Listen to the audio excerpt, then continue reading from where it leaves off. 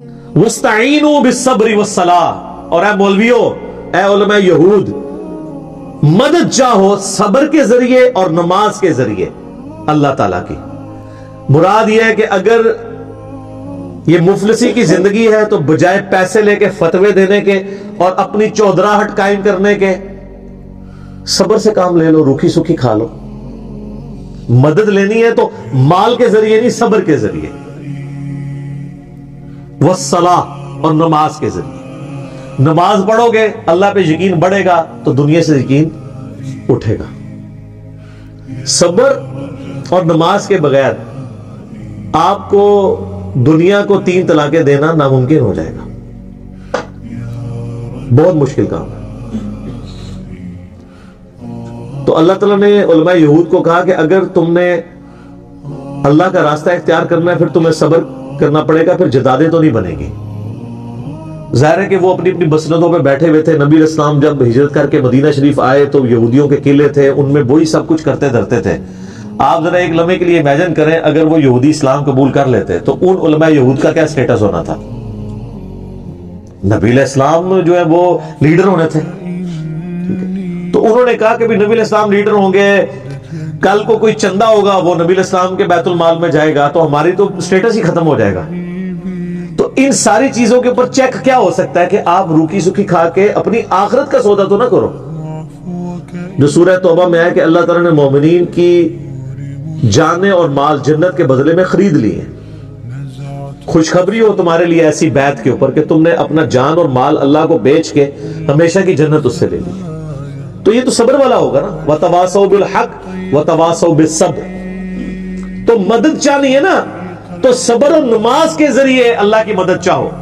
اچھا، یہ ہمارے جو بریلوی اور شیعہ علماء جو ہے نا ان کے آپ علمی لیول دیکھ لیں، وہ یہ آیات پڑھ کے نا غیر اللہ کی مدد ثابت کر رہے ہوتے ہیں۔ ان دوستوں کو لینا دینا اس طرح کسی چیز دا۔ اچھا، ان سے کہیں وَاسْتَعِينُوا بِالصَّبْرِ، کہتے ہیں جی غیر اللہ سے مدد جائز ہے، قرآن میں ہے صبر سے مدد چاہو نماز سے۔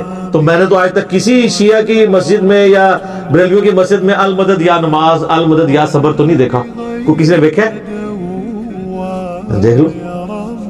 تو وہ ان کو بھی شرم آئے گی یہ ترجمہ کرتے ہیں، وہ کہیں گے نہیں مطلب یہ ہے کہ جو صبر کرتا ہے نماز پڑھتا ہے اللہ اس کی مدد کرتا ہے۔ تو یہی مطلب تو ہم کہہ رہے ہیں، المدد یا نماز، المدد یا صبر نہیں ہے، کہانیاں کرواتے ہیں۔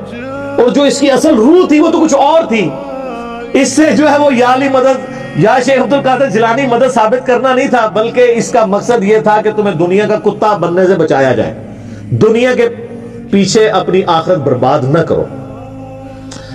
اور اللہ نے ساتھ ہی اپنا ایک فتویٰ بھی دے دیا ہے، بڑا گاڑا فتویٰ، وَإِنَّهَا لَكَبِيرَةٌ، اور بے شک یہ بڑا مشکل کام ہے۔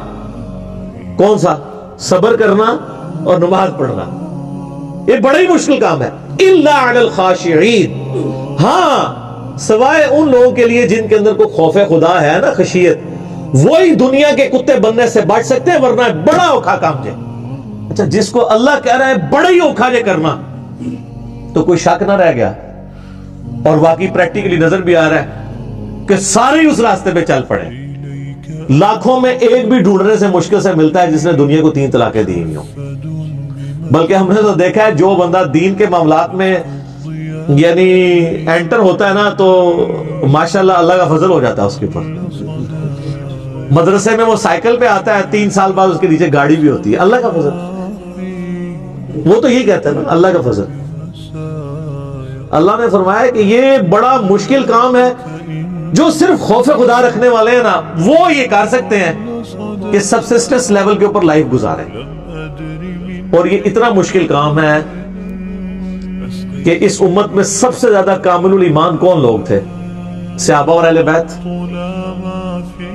اس زمانے میں بھی دیکھ لیں، آپ کو پتہ ہے سیدنا علی کی مخالفت کی اصل وجہ یہی تھی کہ حضرت علی درویش انسان تھے، فقر کی زندگی گزارنے والے تھے۔ تو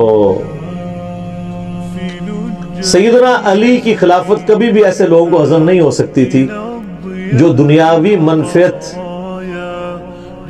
کو بھی ساتھ لے کر چلنا چاہتے ہو، اسی لیے ان کی مخالفت پہ اتر آئے۔ اس کے لیے سامنے تو کوئی اور بہانہ رکھا جاتا ہے نا، سامنے تو ہو سکتا ہے پاناما لیک آ جائے، کوئی آف شور کمپنی آ جائے، اصل بات کچھ اور ہوتی ہے اندر. سامنے جو ایجنڈا ہوتا ہے وہ ایسا ہوتا ہے جسے پبلک کو سیٹل کیا جائے. یہ میں ایک دنیاوی طور پہ ایک مثال دے رہا ہوں، میری کسی کے ساتھ کوئی ہمدردی نہیں ہے. میں کہتا ہوں آف شور کمپنی جس کی بھی نکلی ہے نا، وہ گورنمنٹ میں بھی لوگ بیٹھے ہوئے ہیں، نیب نے ان کے کیس بھی خارج کرتی ہیں، آپ کے سامنے ہی ہے. ایک ہمارے پرائم منسٹر صاحب کے بڑے قریبی دوست ہیں، نیب نے 1 سال کے بعد کہا نہیں جی شواہد نہیں ملے، انہی شواہد کی بنیاد پہ ایک پرائم منسٹر فارغ کیا ہوا تھا. تو اس کا مطلب ہے پرائم منسٹر کو فارغ کرنا اصل مقصد تھا، اس کے لیے سامنے کوئی اور چیز لائی جاتی ہے. یہاں پہ بھی سامنے کچھ اور لایا جاتا ہے. اصل زندگی یہ تھی کہ درویشی کی زندگی مولا علی کے ساتھ کون، اس لیے مولا علی خلافت لینے سے انکار کیا تھا. انہوں نے کہا تھا میں اگر خلیفہ بنا تو پھر عدل ہوگا، عدل نہیں ہوگا تو میں پھر گوشہ نشینی اختیار کروں گا. تو پھر دیکھیں عدل تو پھر عزم نہیں ہوتا نا. انہا لکبیرۃ، بڑا ہی اوکھا کام ہے. یہ پنجابی میں یہ ترجمہ ہوگا، سوائے انہاں لوگوں نے جڑے اللہ کو ڈاکیا.